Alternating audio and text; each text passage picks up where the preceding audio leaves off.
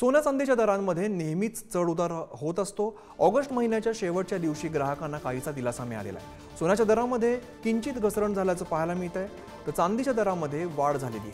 10 gram 24 carat सोन्याची किंमत आज 71,860 रुपये इतकी आहे, तर चांदी 85,070 रुपये प्रति किलोने विकली जाते। पाहूयात ग्राफिक्सच्या माध्यमातून सोन्या चांदीचे दर।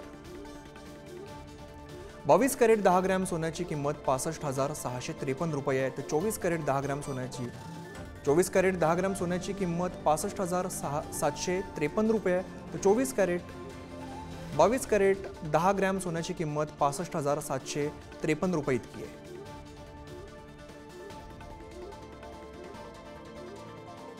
नाशिकमध्ये 22 कॅरेट 10 ग्रॅम सोन्याची किंमत 65,753 रुपये आहे, तर 24 कॅरेट 10 ग्रॅम सोन्याची किंमत 71,730 रुपये आहे।